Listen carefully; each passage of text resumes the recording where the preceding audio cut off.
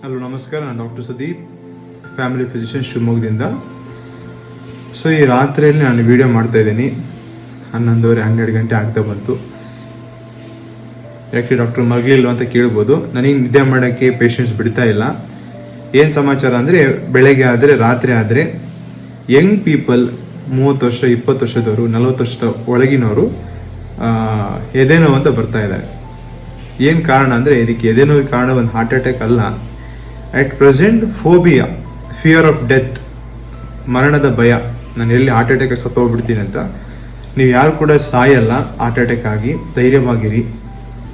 Especially Young people, ಯಾವುದಕ್ಕೆ ನೀವು ಹೆದರಕ್ಕೆ ಹೋಗ್ಬಿಡ್ರಿ.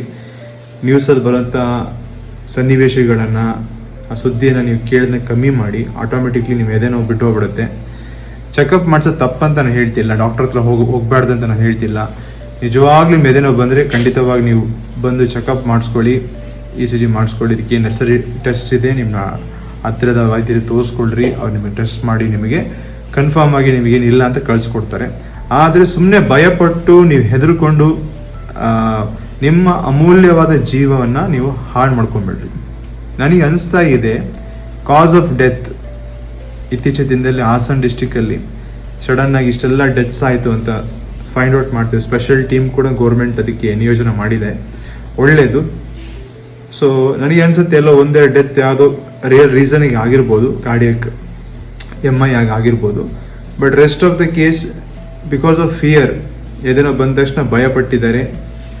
ಅವ್ರ ಸಮ್ ಅದರ್ ಕಂಡೀಷನ್ಸಿಂದ ಅವರಿಗೆ ಕಾರ್ಡಿಯಕ್ MI ಆಗಿರ್ಬೋದು. ಸೊ ನಾನು ನಿಮಗೇನು ಈ ವಿಡಿಯೋ ಮೂಲಕ ಏನು ಹೇಳಕ್ಕೆ ಇಷ್ಟಪಡ್ತೇನೆ ಅಂದರೆ, ಭಯ ಪಡಕ್ಕೆ ಹೋಗ್ಬೇಡ್ರಿ. ನಿಮ್ಮ ದೇಹ ಇಷ್ಟೊಂದು ವೀಕ್ ಅಲ್ಲ, ದೇವರು ಇದನ್ನು ಸೃಷ್ಟಿ ಮಾಡಿದ್ದು ದೇಹ. ಸೊ ಹಾಗಾಗಿ ದೇಹ ಒಳ್ಳೆ ರೀತಿಯಲ್ಲಿ ಇರುತ್ತೆ. ಇದಕ್ಕೆ ಫಸ್ಟ್ ಕೋಆಪರೇಟ್ ಮಾಡಬೇಕಾದ್ರೆ ನಿಮ್ಮ ಮೈಂಡ್. ನಿಮ್ಮ ಮನಸ್ಸಲ್ಲಿ ನೀವು ಹೇಗೆ ಆರೋಗ್ಯವಾಗಿ ಯೋಚನೆ ಮಾಡ್ತೀರಾ, ಹಾಗೆ ನೀವು ಆರೋಗ್ಯವಾಗಿ ದೇಹದಲ್ಲಿ ಇರ್ತೀರ.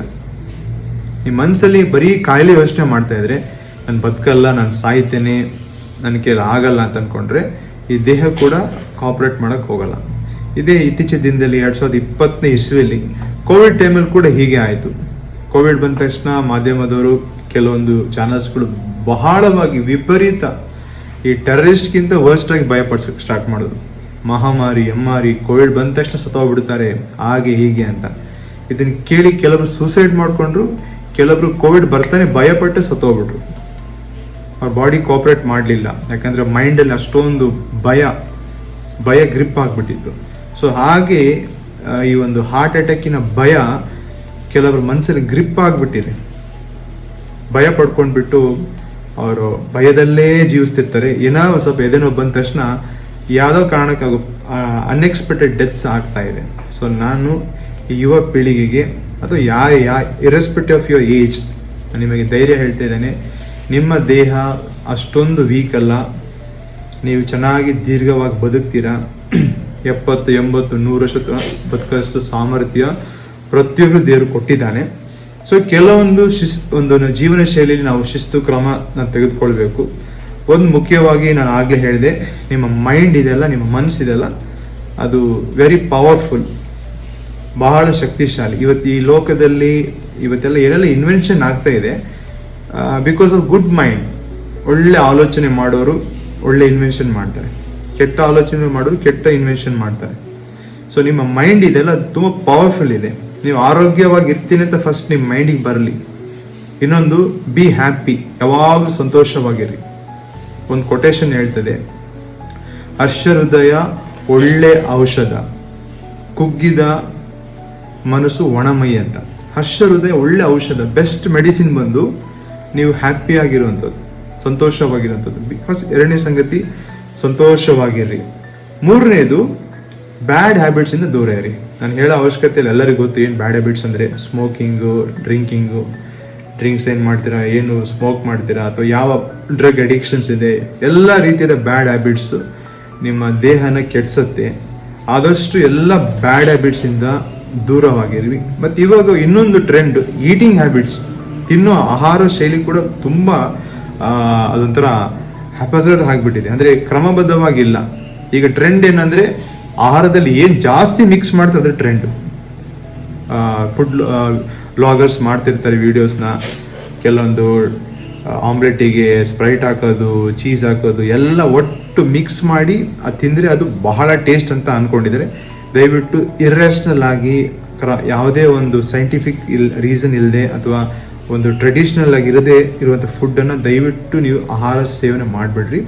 Food regulators, food inspectors, government of Karnataka, government of India ನಿಮಗೆ ಒಂದು ಸಲಹೆ ಕೊಡ್ತೇನೆ.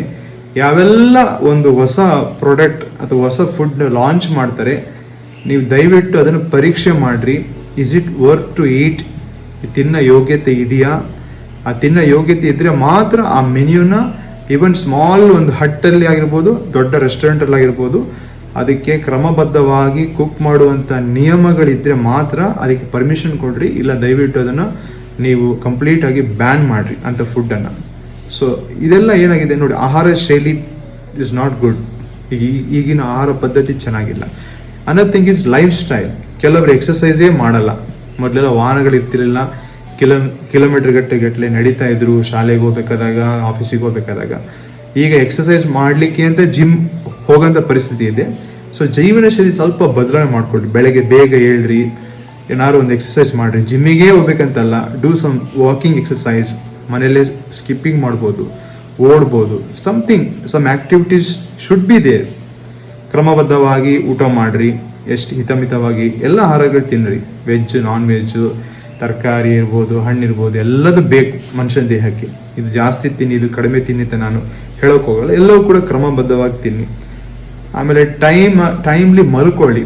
ತುಂಬ ಲೇಟಾಗಿ ಮಲಗೋದು ಮತ್ತು ನೀವು ಲೇಟಾಗಿ ಮಲಗೋದ್ರಿಂದ ನಮಗೆ ತೊಂದರೆ. ನೀವು ಕಾಯಿಲೆ ಬಂದು ನಮ್ಮನ್ನು ಮಲಗಕ್ಕೆ ಬಿಡಲ್ಲ. ನೋಡಿ, ರಾತ್ರಿ 12 ಗಂಟೆ ಆಗಿದೆ, ನಾನೀಗ ವಿಡಿಯೋ ಮಾಡಿ ನಿಮಗೆ ಬುದ್ಧಿ ಮಾತನ್ನು ಹೇಳೋಂಥ ಪರಿಸ್ಥಿತಿ ಬಂದಿದೆ. ಸೊ ಕೆಲವೊಂದು ಜೀವನ ಶೈಲಿ ನಾವು ಬದಲಾವಣೆ ಮಾಡಬೇಕಾಗಿದೆ. ಇದು ಕೂಡ ಹೆಲ್ಪ್ ಆಗುತ್ತೆ. ಮುಖ್ಯವಾಗಿ ಪುನಃ ನನಗೆ ಈ ವಿಡಿಯೋ ಕ್ಲೋಸ್ ಮಾಡೋ ಮುಂಚೆ ಹೇಳಕ್ಕೆ ಇಷ್ಟಪಡ್ತೇನೆ, ದಯವಿಟ್ಟು ಹಾರ್ಟ್ ಅಟ್ಯಾಕ್ ಎಂಬ ಭಯದಿಂದ, ಈ ಫೋಬಿಯಾದಿಂದ ನೀವು ಆದಷ್ಟು ಹೊರಗೆ ಬನ್ನಿ. ಕೆಲವು ಸಣ್ಣ ಮಕ್ಕಳು ಕೂಡ ನನ್ನ ಹತ್ರ ಹಾಸ್ಪಿಟ್ಲಿಗೆ ಬರ್ತಾರೆ. 10 ವರ್ಷ, 11 ವರ್ಷ, 12 ವರ್ಷ ಮಕ್ಕಳು, ಸ್ಕೂಲಿಗೆ ಹೋಗೋರು ಕೂಡ ಎದೇನೋ ಅಂತ ಬರ್ತಾರೆ. ಇಷ್ಟೊಂದು ಪ್ರಭಾವ ಎಲ್ಲಿಂದ ಬಂತು? Because of social media, because of TV ಮಾಧ್ಯಮಗಳು. ದಯವಿಟ್ಟು ಮಾಧ್ಯಮ ಮಿತ್ರರೇ, ನೀವು ಏನೇನೋ ಕಲ್ಪನೆ ಮಾಡಿಕೊಂಡು ಅಥವಾ ಭಯಪಡಿಸೋಂಥ ಸುದ್ದಿಯನ್ನು, ಹಾರ್ಟ್ ಅಟ್ಯಾಕ್ ಸುದ್ದಿಯನ್ನು ಮರು ಪ್ರಸಾರ ಮಾಡೋದನ್ನು ದಯವಿಟ್ಟು ಇದನ್ನು ನಿಲ್ಲಿಸಬೇಕಾಗಿ ನಾನು ನಿಮಗೆ ರಿಕ್ವೆಸ್ಟ್ ಮಾಡ್ತಿದ್ದೇನೆ. Because you are creating a bad environment. ನಮ್ಮ ದೇಶದಲ್ಲಿ, ನಮ್ಮ ರಾಜ್ಯದಲ್ಲಿ ಒಂದು ಭಯದ ವಾತಾವರಣ ಸೃಷ್ಟಿ ಮಾಡ್ತಿದ್ರೆ ದಯವಿಟ್ಟು ಇದನ್ನು ಮಾಡಬೇಡ್ರಿ.